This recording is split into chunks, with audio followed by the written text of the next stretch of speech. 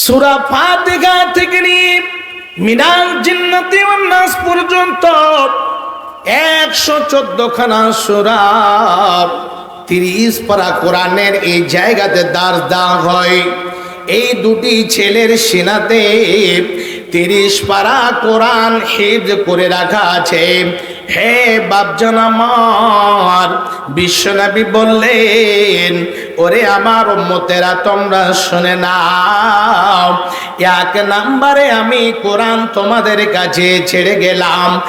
এই কোরআনটাকে যদি সুন্দরভাবে তোমরা মেনে নাও, এই কোরআনটাকে যদি তোমরা সুন্দর করে অন্তরের মধ্যে ঢুকিয়ে নাও, এই কোরআনের নিয়ম হিসাবে যদি তোমরা চলো, তোমরা জীবনে কোনো জায়গাতে গিয়ে পথভ্রষ্ট হবে না। অন্যর কাছে গিয়ে জুতো চাপল খেতে হবে না, মাথা নত করতে হবে না। আজকে সব জায়গাতে মসজিদ দখল হচ্ছে। যেরকম আমাদের ধর্মীয় প্রতিষ্ঠানগুলি রয়েছে, সেইগুলির দিকে নজর কেন নজর রয়েছে বলুন?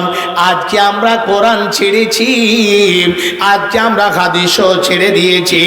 আজকে দেখবেন যে ঘরে গিয়ে আমরা সপ্তাহে একদিন জুমার সালাত আদায় করি, আল্লাহর ঘরকে ভুলে গিয়েছি, আল্লাহর ঘরকে আমরা ছেড়ে দিয়েছি। তার কারণে তারা বুঝতে পেরেছে যে তারা এইরকম ঘর থেকে দূরে সরে রয়েছে, যাক আমরা গিয়ে সেই জায়গাতে দখল করে নি। দাসাটা এই জন্য হয়েছে। আজকে দেখবেন দুঃখ লাগে, আমাদের শেরশাবাদী এ বাদিয়া সোসাইটির মধ্যে একজন গায়ের কম এবং একজন এই যে মুসলমানের মধ্যে কোনো পার্থক্য দেখতে পাওয়া যাচ্ছে না।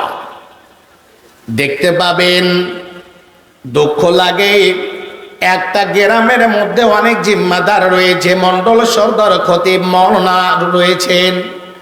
হে বাপজান আমার, সেই গ্রামে বেশিরভাগ দেখবেন মদ এখন বেশিরভাগ একেবারে আবিষ্কার হয়েছে।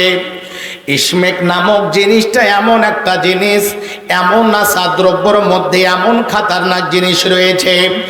এই জিনিসটা শুনেছি আমি, যদি একবার কেউ খেয়ে নাই, তাহলে দ্বিতীয়বার যদি না খায়, খেতে যদি না পায়, তাহলে নিজের হাত এবং নিজের শরীরের মাংসগুলি নিজের দাঁত দিয়ে চিবিয়ে চিবিয়ে খেয়ে যাবে। এমন জঘন্য জিনিস। বাপজান আমার, আজকে আমাদের দেশে এমন হয়েছে, ভালো জায়গাতে আমরা সময় দিতে পারছি না, কোরআনের দার্সে আমরা সময় দিতে পারছি না, হাদিসের দার্সে আমরা সময় দিতে পারছি না। হে মা, কোরআন দিয়ে যদি জীবনকে যদি না গড়েন, নিজের বাড়িটাকে যদি আলো না করতে পারেন, হে বাপজান আমার, কোরআন হাদিস দিয়ে যদি নিজের বাড়িটাকে সুন্দরভাবে পরিচালনা না করতে পারেন, এমন একটা সময় আসবে, এমন একটা দিন আসবে, সেই দিন সমস্ত ছেলের হাতে মদের বোতল হবে, সমস্ত ছেলেগুলোর হাতে আপনার সমস্ত নাশা দ্রব্য জিনিস হবে, আর বাড়িটাকে আপনি কন্ট্রোল করতে পারবেন না। কি দিয়ে করতে হবে? আল্লাহ রাব্বুল আলামিন বললেন, খাস করে বান্দারে, আমি তোমাদের কাছে এমন একটি কিতাব দিয়েছি, এই কিতাবখানাকে সুন্দরভাবে অন্তরে নিয়ে নাও। এবং বিশ্বনবী বলে গেলেন, 1 নম্বর কিতাবুল্লাহ, এই কিতাবকে যদি তোমরা মজবুত করে ধরে নাও, তোমরা পথভ্রষ্ট হবে না, তোমাদের ঈমান একেবারে বরবাদ হয়ে যাবে না। 2 নম্বর হলো হাদিস। বিশ্বনবী বললেন, এই কোরআন এবং হাদিস কি দুটো জিনিসকে যদি অন্তরে রেখে চলো, হে বাপজান আমার, এই দুটো জিনিস আমাদের যদি সিনায় থাকে, আমাদের যদি অন্তরে থাকে, আমাদের জন্য খারাপ কাজ কখনো সম্ভব হবে না। আমাদের দ্বারা গীবত হবে না, আমাদের দ্বারা চুরি ডাকাতি হবে না, রাখাজানি হবে না, চিন্তাই হবে না, আমাদের দ্বারা জেনা হবে না, আমাদের দ্বারা কখনো খারাপ কাজ এইরকম অবৈধ কাজ সম্ভব নয়। শুধু একটাই কথা হবে, আল্লাহ আমাকে দুনিয়ার বুকে পাঠিয়েছেন, আবার একটা সময়ের মধ্যে আমাকে দুনিয়া ছেড়ে নিয়ে যাবেন, আমাকে যেতে হবে। হে বাপজান আমার, এই কোরআনের দাস, এই মাদ্রাসাতে যে শিক্ষা দেওয়া হয়, এদের সম্মান কি রয়েছে দেখুন। এই যে কোরআন আমরা পেয়েছি, এই কোরআনের শিক্ষা যারা নেবে, যারা কলেজে ইউনিভার্সিটিতে পড়াশোনা করছে তাদের জন্য নয়, যারা কোরআনের শিক্ষা নিচ্ছে তাদের জন্য। বিশ্বনবী বলছেন, হে মায়েরা, আপনারা নিজের মেয়েগুলোকে বানাত মাদ্রাসাতে দেবেন, এইরকম মাদ্রাসাতে দেবেন, আপনার ছেলেদেরকে মাদ্রাসাতে দেবেন।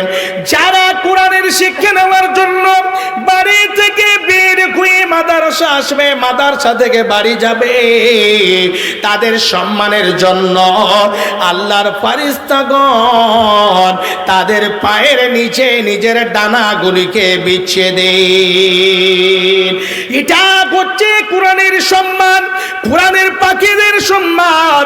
হে মা জননী আমার, যারা এইরকম ভাবে কোরআন ছাড়া দুনিয়াবী শিক্ষা নিচ্ছে তাদের জন্য নয়, যারা কোরআনের শিক্ষা নিচ্ছে তাদের জন্য ওই আল্লাহর ফেরেশতাগণ নিজের ডানাগুলিকে তাদের পায়ের নিচে বিছিয়ে দেয়।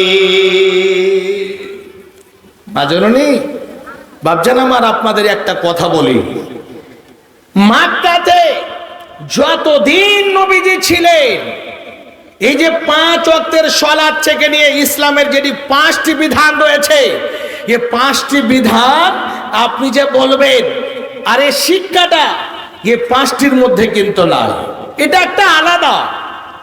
কিন্তু মক্কাতে যতদিন নবীজি ছিলেন কি হয়েছে, আগে তাওহীদকে মজবুত করেছেন, নামাজ রোজা এগুলো ফরজ হয়নি, তাওহীদকে মজবুত করেছেন। তাওহীদ কি? আল্লাহ রাব্বুল আলামিন এক ও দ্বিতীয়, আল্লাহ ছাড়া কোনো এইরকম ইলাহ নেই দুনিয়ার বুকে। খাস করে এই তাওহীদের শিক্ষা একেবারে এই মক্কাতে আগে মজবুত করেছেন, তারপরে নামাজ রোজা যা কিছু বিধিবিধান আল্লাহ রাব্বুল ফরজ করেছেন সমস্ত মদিনার বুকে। সর্বপ্রথমে বিশ্বনবীকে কি বললেন? ইকরা, পড়ো। এ পড়াটা বাপজান শুনেছে, জানেন যে শিক্ষাটার গুরুত্ব কতটুকু রয়েছে? এই শিক্ষার গুরুত্ব বলতে গিয়ে আপনাদেরকে 2টা পয়েন্ট আমি বলবো ছোট করে। পয়েন্ট কি? যে আপনি যে শিক্ষা দেবেন, খাস করে এটা হচ্ছে সাদকায়ে জারিয়া। এমন একটা সময় আসবে বাপজান, আপনি যদি কোরআনের হাফিজ বানিয়ে যেতে পারেন, একজন আলিম যদি বানিয়ে যেতে পারেন, আপনি এমন জায়গাতে থাকবেন যেই জায়গাতে আপনার আপন ছেলে হবে না, আপনার আপন ছেলেটা একটাও নেকি দেবে না। এমন জায়গাতে গিয়ে থাকতে হবে, সেই জায়গাতে আপনার সঙ্গে সাথী কেউ হবে না, কোনো বিছান কেথা থাকবে না। বাপজান আমার, আমাদের সকলকে কবরের মধ্যে শুইতে হবে, আমাদের হিসাব নিকাশ হবে। বিশ্বনবী বলেছেন, যখন মানুষ মরে যায় সমস্ত তার আমলের দরজাগুলো বন্ধ হয়ে যায়, কিন্তু একটা এইরকম এক এক করে 3খানা আমলের কথা বলেছেন, যদি আমরা করে যেতে পারি, আমরা দুনিয়া ছেড়ে চলে যাব। আমার ছেলে এই দুনিয়ার বুকে আমাদের জন্য দোয়া করবেন। আউওয়ালাদিন সালিহিন ইয়াদুলাহু, একটি ছেলেকে যদি আপনি সুন্দর করে সুশিক্ষিত করতে পারেন, কোরআনের শিক্ষা যদি দিতে পারেন, আপনি যদি আলেম তৈরি করতে পারেন, এই নেকি খানা আপনি কবরে চলে যাবেন, কবরে আপনার নেকি পৌঁছিতে থাকবে। দ্বিতীয় নম্বরে হলো এই মাদ্রাসাতে ছেলেকে শিক্ষা দিলেন, এটা লাভ হলো আপনার নেকি কবরে পৌঁছতে আছে। দ্বিতীয় নাম্বার হলো মা জননী এবং বাপজানেরা এই মাদ্রাসাতে এসে 10 টাকা 500 টাকা 1000 2000 5000 করে দেবেন। এটা হচ্ছে সাদাকা। এই দান এমন একটি শক্তিশালী ইবাদত, এমন শক্তিশালী ইবাদত। এই দান, এই দানের বিনিময় আপনার কবরে আপনার নেকি পৌঁছতে থাকবে।